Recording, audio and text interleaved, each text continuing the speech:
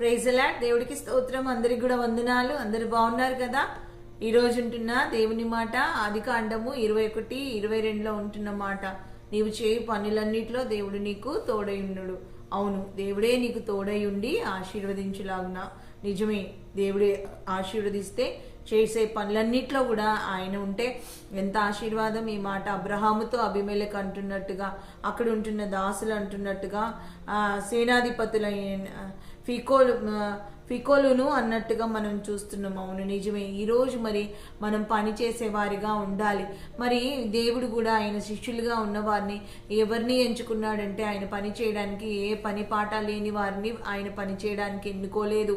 బిజీగా ఉండి పనులు చేస్తూ ఎంతో టెన్షన్గా ఉండి ఆ పనిలో నిమగ్నమైపోయి ఆ పనిలో నైపుణ్యం కలిగి మరి ఆ పనిని ఒక పనిని కలిగి శ్రద్ధగా చేసేవారిని దేవుడు అవును ఆయన ఎన్నుకున్నట్టుగా చూస్తున్నాం. ఆయన శిష్యులుగా ఉంటున్న పేతురేంటి, యాకోబేంటి, యోహాన్ ఏంటి, అందరూ కూడా పనిచేసే వారిగా ఉన్నట్టుగా చూస్తున్నాం. అక్కడ చూసినట్లయితే మత్తయి సువార్త 9:9లో చూసినట్లయితే ఆయన అంటున్న మాట, ఎవరిని ఎన్నుకున్నాడంటే ఆయన అంటున్న మాట చూసినట్లయితే అక్కడ ఒక సుంకపు గుత్తాదాడనే మత్తయి ఉన్నాడు, ఆయనని ఎన్నుకున్నట్టుగా మనం చూస్తున్నాం. ఆ తర్వాత మనం చూసినట్లయితే యోహాను 1:41లో 43లో చూసినట్లయితే అక్కడ ఉంటున్న మాట ఏమంటే, ఆయన ఫిలిప్పీని నన్ను వెంబడించమని. అవును, ఒక మాట చెప్పంగానే వాళ్ళన్నీ వదిలిపెట్టి, వాళ్ళ ధోనిలు వదిలిపెట్టి, వాళ్ళ వలలు వదిలిపెట్టేసి వెంటనే దేవుణ్ణి మరి వెంబడించిన వారుగా, సుంకపు గుత్తాదారుడైన మరి మత్తయి అయితే మరి తన ఉద్యోగాన్ని వదిలిపెట్టి, ఆయనకు ట్యాక్స్ కలెక్టర్గా ఉన్నప్పటికీ కూడా తన ఉద్యోగాన్ని వదిలిపెట్టి వచ్చినట్టుగా ఉంటుంది. ఇక దీన్ని బట్టి మనం ఏం అర్థం చేసుకున్నామంటే, మనం పని కలిగిన వారిగా ఉండాలి, పని చేసేవారిగా ఉండాలి. పని లేకుండా ఎవరు కూడా ఉండకూడదు. అవును, నిజమే. మనము ఎట్టి పనులు చేయాలంటే, ఎవరైతే మరి చూసినట్లయితే ఇజ్రాయేల్ ప్రజలందరూ కూడా వెట్టి పనులు చేసిన వారిగా ఉంటున్నట్టుగా చూస్తున్నాం. అవును, అయితే వెట్టి పనులు ఎవరు చేస్తారని చూసినట్లయితే సామెత గ్రంథంలో ఆయన అంటున్న మాట ఏమంటున్నాడంటే, 12:24లో శ్రద్ధగా పని చేయవాడు ఏలుబడి చేస్తాడు. ఎవరైతే శ్రద్ధగా పని చేస్తారో, ఎవరైతే జాగ్రత్తగా పని చేస్తారో, వారికి ఇవ్వబడిన ఏ పనైనా కావచ్చు, వారికి ఇవ్వబడిన కుటుంబంలో పని కావచ్చు, వ్యాపార పని కావచ్చు, ఉద్యోగ పని కాదు, ఏదైనా శ్రద్ధగా చేయాలి. ఒక కూలి పని అయినా శ్రద్ధగా చేయాలి. ఎందుకంటే అది నీవు జీతము మరి తీసుకుంటున్నావు, నీవు మరి దానికి రుసుము తీసుకుంటున్నావు. కాబట్టి ఖచ్చితంగా దేవుడు లెక్కడిగే దేవుడై ఉంటున్నాడు. మరి నేను న్యాయంగా చేస్తున్నానా, నేను టైం పాస్ చేస్తున్నానా, అసలు నేను పని చేస్తున్నానా, పని పేరు మీద డబ్బు సంపాదిస్తున్నానా అన్న విషయాన్ని కూడా జ్ఞాపకం చేసుకోవాలి. ఆయన అంటున్న మాట ఏమంటే, ఇక్కడ సామెతలు 12:24 అంటున్న మాట, శ్రద్ధగా పని చేయవాడేమో ఏలుబడి చేస్తాడు, ఒక ఆఫీసర్గా అయిపోతాడు, మరి ఒక ఉన్నతమైన స్థితిలోకి వెళ్ళిపోతాడు. అవును, నిజమే. శ్రద్ధతనం చాలా అవసరం. కానీ ఎవరైతే సోమరులుగా ఉంటారో వెట్టి పనులు చేసేవారిగా చేయవలసి వస్తుందంట. చూడండి, సోమరితనం అంటేనే పని చేయకపోవడము, పని రానితనము, పని చెయ్యను, నాకు చేత కాదు, నాకు రాదు, నాకు తెలియదు, నేను చెయ్యను అనేసి అంటా ఉంటారు. ఇళ్లలో వినపడే మాటలు ఇవే. పిల్లలకి చెప్పినప్పుడు, తల్లిదండ్రులు పిల్లలు చెప్పినప్పుడు నేను పోను అంటారు, నాకు రాదంటారు, నాకు తెలియదు అంటారు, నాకు హోంవర్క్ ఉందా, ఏదో ఒక వంక చెప్పేసి వాళ్ళు తప్పించుకుంటా ఉంటారు. అవును, పని చేసే వారిగా ఉండాలి. అవును, ఏమంటారు, ఎవరైతే పని చేయకుండా ఉంటారో ఉట్టి పని చేయించడమే కాదు కానీ ఆ వెట్టి పని ఎంత భయంకరం కదా. వెట్టి పని అంటే ఎంత ఘోరం అంటే, ఇంకా పని చేస్తూనే ఒక పని వెంట ఒక పని, ఇంకో పని వెంట ఇంకో పని, అంటే అది వాళ్ళు చేయించబడతారంట. ఎవరైతే శ్రద్ధగా పని చేస్తారో అంటే వాళ్ళంతటా వాళ్ళు, ఇందులో ఉన్న అద్భుతమైన విషయం ఏమంటే, వాళ్ళంతటా వాళ్ళు రెస్పాన్సిబిలిటీగా, వాళ్ళంతా వాళ్ళే బాధ్యతగా, వాళ్ళంతటా వాళ్ళే మరి వాళ్ళు మరి దానికి రెస్పాన్సిబిలిటీ తీసుకొని వాళ్ళు పని చేస్తే దాన్ని బట్టేమో వాళ్ళు ఇష్టపడి, అంటే దీని ముఖ్యమైన విషయం ఏమంటే, ఇష్టపడి పని చేస్తేనేమో వాళ్ళు ఏలుబడి చేస్తారు. వాళ్ళు ఇష్టపడకుండా పని చేస్తే మాత్రం ఖచ్చితంగా వాళ్ళు వెట్టి పని చేస్తారు. అదే పని వారు కూడా చేసే పనే, వీళ్ళు కూడా చేసేది పనే.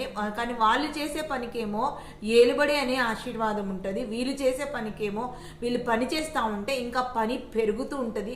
అది ఎలా మార్చబడుతుందంటే వెట్టి పనిగా, వెట్టి చాకిరిగా మార్చబడుతుంది. అవును, ఈరోజు మరి నీవేది కోరుకుంటున్నావు? మరి సోమరిగా ఉండాలనుకుంటున్నావా? శ్రద్ధ కలిగిన వ్యక్తిగా ఉండాలి. శ్రద్ధ కలిగిన వ్యక్తి హుషారుగా ఉంటాడు. శ్రద్ధ కలిగిన వ్యక్తి ఏది ఏమైనా అయినా కానీ నిద్ర కాసే వ్యక్తిగా ఉంటాడు, మరి ఆకలిని ఆపుకునే వ్యక్తిగా ఉంటాడు. అవును, ఒక మాట భరించేవాడిగా, ఓపిక కలిగిన వాడిగా ఉంటాడు, శ్రద్ధ కలిగిన వ్యక్తి. మరి అదే మరి బట్టి పని చేసి సోమరి ఎలా ఉంటాడంటే ప్రతిదీ నిర్లక్ష్యం, సనుగుడు, గొనుగుడు, విసుగు, ఇవన్నీ కూడా సోమరుల దగ్గర ఉంటాయి. ఎంతసేపు శరీరం కొరకు ఎప్పుడు సుఖ పెడదామా, ఏమి తిందుమా అనేసి శరీరం కొరకు బ్రతికేవారు, శరీరం కష్టం చేయకుండా దాన్ని సాది దానివల్ల ఎన్నో కష్టాలు తెచ్చుకునే వాళ్ళుగా మనం చూస్తున్నాం. మరి ఇక్కడ చూసినట్లయితే ఆయన ఏమంటున్నాడంటే ఎవరైతే శ్రద్ధగా పని చేస్తారో వారిని దేవుడు దీవిస్తాడు. పని చేయని వాడికి జీతం, పని చేసేవాడే జీతానికి పాత్రుడు, పని చేయని వాడికి భోజనం కూడా పెట్టద్దు అనేసి మరి ఇక్కడ అంటున్నట్టుగా కొత్త నిబంధనలో సువార్త పత్రికల్లో అంటున్నట్టుగా పౌలు భక్తుడు అంటున్నట్టుగా మనం చూస్తున్నాం. మరి అంతేకాకుండా అక్కడ ఉంటున్న మాట చూసినట్లయితే 31వ అధ్యాయము 10వ వచనంలో సామెతల గ్రంథంలో ఆయన గుణవతి అయిన భార్య గురించి ఆయన చెప్తూ ఆయన అంటున్న మాట ఏమంటే, గుణవతి భార్య చేసిన పనిని బట్టి అట్టి దానిని ప్రతిఫలమీయదగును. గవనుల యొద్ద ఆమె పనులు ఆమెను కొనియాడును.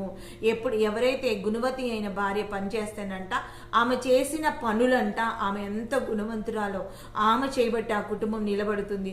ఆ గుణవంతురాలు చేయబట్టి ఆ కుటుంబము మరి ఆశీర్వాదం పొందుకుంటుంది. ఆ గుణవంతురాలు చేయబట్టి ఆ కుటుంబంకి మంచి పేరు వస్తుంది అనేసి ఎక్కడ చెప్తారంటే ఊరి గవినీల దగ్గర ఎక్కడ చెప్తారంటే ప్రతి స్థలమందును గవుల యొద్ద ఆమె పనులు ఆమెను కొనియాడును. ఆమె పనులే, ఎవరో అవసరం లేదు, ఆమె పనులే కొనియాడేవిగా ఉంటాయి. అవును, నువ్వు మంచి పనులు చేసే వ్యక్తిగా ఉండాలి, దుష్ట పనులు, దుర్మార్గ పనులు చేసే వ్యక్తిగా ఉండకూడదు. ఆయన అందుకనే ప్రసంగి గ్రంథంలో ఆయన ఏమంటున్నారంటే, ఎవరైతే దుష్ట పనులు చేస్తారో, దుర్మార్గ పనులు చేస్తారో, చెడు పనులు చేస్తారో, కీడు చేస్తారో, నష్టం చేస్తారో, హానికరమైన పనులు చేస్తారో, అలాంటి వారికి ఏమవుతుందంటే ప్రసంగి గ్రంథంలో 7:17 ఉంటున్న మాట, అక్కడ ఉంటున్న మాట, భక్తిహీనులు బుద్ధిహీనులే తిరుగుతారు, అంతేకాకుండా దుర్మార్గ పనులు చేస్తారు. ఈ కార్యంను ముందుగా అందుకు ఆయన అంటున్న మాట, నీ కాలంనకు ముందుగా నీవేళ చావకుందువు, నీవేళ చనిపోదువు అనేసి అంటున్నాడు. అవును, ప్రసంగిలో అంటున్న మాట ఏమంటే, నీ కాలానికి ముందుగా నువ్వు ఎలాగా చనిపోతావు, నువ్వెందుకు చనిపోతున్నావు, నువ్వు అసలు చనిపోయే వ్యక్తివి కాదు, నీకు మంచి ఆయుష్ ఉంది, కాకపోతే నువ్వు ఒక దుర్మార్గుడివి, ఒక దుర్మార్గ పనులు చేయబట్టి, నీలో దుర్మార్గ స్వభావం ఉండబట్టి అలా జరుగుతుంది అనేసి ఆయన అంటున్నాడు. అంతేకాకుండా భక్తిహీనుగా నువ్వు తిరగబట్టి ఎలా తిరుగుతున్నాడంట, బుద్ధిహీనులుగా తిరుగుతున్నారంట, ఉట్టిగా తిరుగుతున్నారంటే వీళ్ళు తిరుగుతున్నారు కానీ వీళ్ళకి ఒక పని లేదు, వీరు తిరుగుతున్నారు కానీ వీళ్ళకి ఒక ఆలోచన లేదు, వీరు తిరుగుతున్నారు కానీ వీళ్ళు ఒక పని కొరకు తిరగట్లేదు అనేసి దేవుడు అంటున్నట్టుగా ఇక్కడ ప్రసంగిలో అంటున్నట్టుగా మనం చూస్తున్నాం. అందుకనే ఆయన అంటున్న మాట ప్రసంగి 5:1 చూస్తున్నాం, నీవు మందిరంలోనికి పోయినప్పుడు నీ ప్రవర్తన జాగ్రత్తగా చూసుకో, దుర్మార్గ పనులు చేయుదురు. ఎవరు దుర్మార్గపు పనులు చేయుతారో తెలియక దుర్మార్గ పనులు వాళ్ళు చేస్తారు. నువ్వైతే అలా చెయ్యొద్దు, మందిరానికి వెళ్ళినప్పుడు చాలా జాగ్రత్తగా ఉండాలని ప్రసంగి 5:1 ఆయన అంటున్నట్టుగా మనం చూస్తున్నాం. అంతేకాకుండా ఆయన అంటున్న మాట ఏమంటే 58:13 యెషయా గ్రంథంలో చూసినట్లయితే, విశ్రాంతి దినమును నువ్వు వ్యాపారం చేయక, నువ్వు నీకు ఇష్టమైన వాటిని ఇది కూడా చేయక, నీవేం చేయాలంటే విశ్రాంతి దినము అది చాలా శ్రేష్టమైన దినమని, విశ్రాంతి దినము అది చాలా ఉన్నతమైన దినమని, విశ్రాంతి దినము అది చాలా ప్రత్యేకమైన దినమని, ఆ రోజున నువ్వేం చేయాలంటే ఎన్నుకోవాలి, ఏర్పాటు చేసుకోవాలనేసి ఆయన అంటున్నట్టుగా మనం చూస్తున్నాం. అవును, నిజమే. ఇక్కడ చూసినట్లయితే ఆయన అంటున్న మాట చూసినట్లయితే యెషయా గ్రంథము 48:13 ఉంటున్న మాట, యెషయా గ్రంథము 48:13 ఉంటున్న మాట మనం చూసినట్లయితే ఇక్కడ స్పష్టంగా అక్కడ రాసినట్టుగా మనం చూస్తున్నాం. అవును, ఆయన అంటున్నాడు విశ్రాంతి దినం గురించి ఆయన మాట్లాడినట్టుగా మనం చూస్తున్నాము. 58:13 నా విశ్రాంతి దినమున వ్యాపారము చేయకుండా నాకు ప్రతిష్ఠితమైన దినమని నీవు ఊరకుండిన ఎడల, విశ్రాంతి దినము మనోహరమైనదనియు యెహోవా ప్రతిష్ఠిత దినమనియు ఘనమైనదనియు అనుకొని దాని ఘనముగా ఆచరించిన ఎడల, నీకు ఇష్టమైన పనులు చేయకయో, వ్యాపారం చేయకయో, లోకవార్తలు చెప్పుకొని ఉండిన ఎడల. అవును, నువ్వు ఎప్పుడైతే దీవించబడతావంటే, నీ పనులు అంగీకరించవు, నీ పనులకు తగిన ప్రతిఫలం దేవుడు ఎప్పుడు ఇస్తాడంటే, నీవు పని చెయ్యని రోజున పని చేయకూడదు. ఆ రోజుని నీవేం చేయాలంటే ఘనమైన విశ్రాంతి దినం, ఏ ప్రభు దినము, దేవుని ఆరాధించే దినం ఏం చేయాలంట, చాలా శ్రద్ధగా నువ్వేం చేయాలంట ప్రతిష్ఠించుకోవాలి. ఆ దినము నువ్వు ఊరకుండిన ఎడల ఎడల మనోహరమైందని నువ్వు ఎంచుకోవాలి. ఘనమైందిగా ఎంచినప్పుడు పనులను పక్కన పెట్టేసి ఇది ప్రత్యేకమైన రోజు నువ్వు ఎప్పుడైతే ఎంచుకుంటావో అప్పుడు నీ పనులన్నిటి కూడా దేవుడు ఆయన నెరవేర్చే దేవుడు వింటున్నాడు. నువ్వు పని చేసే వ్యక్తిగా ఉండాలి, పని చెయ్యని వ్యక్తిగా ఉండకూడదని ఆయన కోరుకుంటున్నాడు. అవును, ఈరోజు మరి నువ్వు ఎలా ఉన్నావు, నీ యొక్క స్థితిగతులు ఎలా ఉన్నాయి అనేసి ఆయన అంటున్నాడు. అవును, ఎవరైతే మరి దావీదుకు ఒక కోరిక ఉందంట. దావీదు కోరిక ఏమంటే ఆయన ఫిలిప్తి దండంతా కూడా మరి అక్కడ ఉంటున్న బెత్లెహేంలో ఉన్నప్పుడు అదంతా కూడా దండంతా కూడా మరి అక్కడ ముట్టడి చేసినప్పుడు ఆయన అన్నాడంట, నాకు ఆ ఊరి బెత్లెహేంలో ఉంటున్న ఊరి గవినిలోనికి వెళ్ళి నాకు నీళ్లు తెస్తే బాగుంటుంది అన్నప్పుడు ఆ ఒక ముగ్గురు వచ్చారు. వాళ్ళ ముగ్గురు కూడా వెళ్ళి అక్కడ ఉన్న నీళ్లు తెచ్చినట్టుగా మనం చూస్తున్నాము. అవును, ఎంతటి పని అయినా చెప్పినప్పుడు వినే విధేయతలోనే ఉంది ఆశీర్వాదం. ఆ ముగ్గురు పనులు ఎంత శ్రద్ధగా చేశారు. మొదటి దినవృత్తాంతాల్లో 11-19 మరి చదివినప్పుడు ఆ ముగ్గురు గురించి వాళ్ళు ఎవరికంటే పరాక్రమశాలులు అని చెప్తున్నాడు. అవును, పరాక్రమశాలులుగా మార్చబడ్డారు. ఎప్పుడైతే నువ్వు శ్రద్ధగా పనిచేస్తావో నీవే పరాక్రమశాలిగా మార్చబడతావు. అవును, నువ్వు పనిచేసే వ్యక్తిగా ఉండాలి, పనిచేసే వ్యక్తిగా ఉండాలి, ప్రార్థన పనిచేసే వ్యక్తిగా ఉండాలి, స్తుతి పనిచేసే వ్యక్తిగా ఉండాలి, ఉపవాస పనిచేసే వ్యక్తిగా ఉండాలి. నీ కుటుంబం కొరకు నువ్వు పని చేయాలి, నీ వ్యాపారం కొరకు పని చేయాలి, నీ ఉద్యోగం కొరకు పని చేయాలి. ఎంతో కష్టంగా నీతిగా నీ పనిలో నీతి న్యాయంలో అనేవి కనపడాలి. అవును, నిజమే. మరి అబ్రహాం విషయంలో మరి దేవుడే గొప్ప పలుకుబడ్డని నీ పనులన్నిట్లో దేవుడు నీకు తోడై ఉంటాడు. ఏ పనులైతే ముందు పెట్టుకుంటున్నావా, యథార్థ హృదయంతో నీతితో పని చేస్తున్నావా, మంచితో పని చేస్తున్నావా, సహాయక పనులు చేస్తున్నావా, అనాథల కొరకు పని చేస్తున్నావా, ఏ పని చేస్తే విధవరాల పక్షాల నుండి పని చేస్తున్నావా, ఇతరులకు సహాయం కోరిని పొరుగువారి క్షేమం కోరి పని చేస్తున్నావా, అయితే తప్పకుండా దేవుడు నిన్ను దీవించే దేవుడు వింటున్నాడు కనుక మరి నీ దేవుడు ఎంత గొప్ప దేవుడు అంటే నీ మంచి ఉద్దేశాలు మంచి పనులు ఏదైతే చేస్తున్నావో ఆ పనులన్నిట్లో కూడా నీ పనుల భారం అంతటి కూడా ఆయన నెరవేర్చే దేవుడు వింటున్నాడు కనుక ఆయన ఈ రోజు ఉంటున్న మాటను బట్టి నువ్వు ధైర్యం తెచ్చుకో. ఒకవేళ పనులను బట్టి నువ్వు విసిగిపోతున్నావేమో, అయితే నీ పనులన్నిట్లో నువ్వు చేయి పనులన్నిట్లో మరి దేవుడు నీకు తోడై ఉంటాడంట. మంచి పనులు చేసే వ్యక్తిగా, నీ పనులకు ప్రతిఫలం పొందుకునే వ్యక్తిగా నీవు ఉండాలి. నీ ఆయుష్ పెరగాలి నీ పనులను బట్టి, నీ నీతి క్రియలను బట్టి, నీ చేసే వాటిని బట్టి ఊరి గవర్నర్లలో మరి నిన్ను కొనియాడే వ్యక్తిగా, నిన్ను గణపరిచే వ్యక్తులుగా, మరి నీవు తెలియకుండా నీవు చేసే వాటిని బట్టి నీకు మంచివారని చెడ్డవారని మరి నీతిమంతులని అనీతిమంతులని పరిశుద్ధులని అపవిత్రులని నువ్వు చేసే దాన్ని బట్టే నీకు ఆ పేరు వస్తుంది. కాబట్టి మరి నువ్వు ఎలాంటి పేరు తెచ్చుకోవాలనుకున్నావు, ఎలాంటి పని చేయాలనుకున్నావు, మరి ఈరోజు నిన్ను నీవే మరి అప్పగించుకుంటూ నన్ను నేనే అప్పగించుకుంటూ దేవా మరి ఇన్ని రోజులు నేను దుర్మార్గంగా ఉన్నానంటూ, మరి ఇన్ని రోజులు నేను చెయ్యరాని పనులు చేశానంటూ మరి దేవునికి అప్పచెప్తూ మరి నేను ఉండవలసిన రీతిని నేను నీకు విధేయత లేకపోతున్నాను. నేను విడిచిపెట్టవలసిన వాళ్ళు శిష్యులైతే దోణులు విడిచిపెట్టారు, శిష్యులైతే వాటికున్నవన్నీ కూడా విడిచిపెట్టారు. మేమన్నీ కూడా పేతురు అంటున్నాడు, మేమన్నిటి కూడా మేము విడిచిపెట్టాం, మాకేంటయ్యా అన్నప్పుడు ఈ లోకంలో కానీ పరలోకంలో కూడా మరి ఎన్నో నూరంతల ప్రతిఫలం దేవుడిచ్చే దేవుడు వింటున్నాడు. ఆయన ఎంత మాత్రం వ్యర్థపరచడు కనుక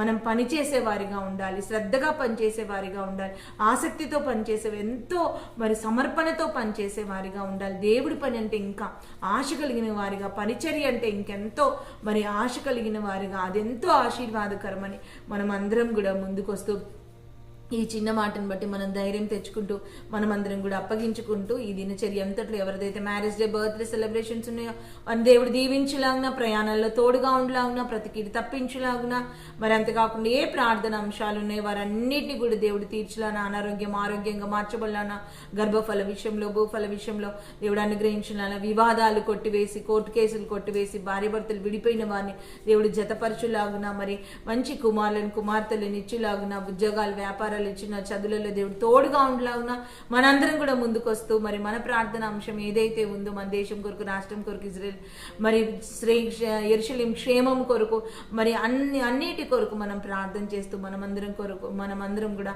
మరి మన ప్రార్థన అంశం మన బంధువులు రక్త సంబంధులు ఎవరైతే ఉన్నారో వారి కొరకు ప్రార్థన, స్నేహితులు ఎవరి కొరకు ప్రార్థన చేస్తూ మరి ఈ దినచర్య అంతటిని కూడా దేవుడికి అప్పచెప్తూ ఆశీర్వాదాలు పొందుకోవాలన్నా చిన్న ప్రార్థన చేద్దాం. ఈసయ్యా నీకు వందనాలు, స్తుతులు, స్తోత్రాలు. మమ్మల్ని ప్రేమించే దేవుడో ప్రభా, పనులు చెయ్యాలని ప్రభా మాతో మీరు మాట్లాడుతున్న దేవుడో ప్రభా. అవునయ్యా, నీ కొందనాలు స్తోత్రాలు. నీ పనులన్నిట్లో దేవుడు నీకు తోడై ఉంటాడని ప్రభా. అయ్యా, ఆనాడు అబ్రహాంతో పలికిన రీతిగా ప్రభా, అబ్రహాంకి ఏ విధంగా అయితే పనులలో తోడుగా ఉన్నాయి, ఎవరైతే ఏ పనులైతే పెట్టుకున్నారో ప్రభా, ఆ పనులన్నిట్లో మీరు తోడుగా ఉండి దీవించమని, ఆశీర్వదించమని ప్రభా. వారికి నైనా మీరున్నారని ప్రభా ధైర్యం దయచేయమని ప్రభా, అద్భుతం జరిగించమని ఈ రోజంతటి నీ చేతులకు అప్పచెప్తూ నిన్నే మహిమపరుస్తూ అయ్యా మమ్మల్ని మేము నేల మట్టికి తగ్గించుకుంటూ ప్రభా నజరేయుడు సర్వశక్తి మంత్రి యేసయ్య నామం పేరిట అడిగి వేడుకుంటూ ప్రార్థిస్తూ అప్పగించుకుంటున్నాం తండ్రి. Amen, amen, amen, amen. మిమ్మల్ని మీ కుటుంబాలు నిండారుగా దేవుడు ఆశీర్వదించి దీవించునుగాక. ఆమెన్. లైక్ చేయండి, షేర్ చేయండి, సబ్స్క్రైబ్ తప్పకుండా చేయండి. అందరికి కూడా వందనాలు. Praise the Lord. God bless you.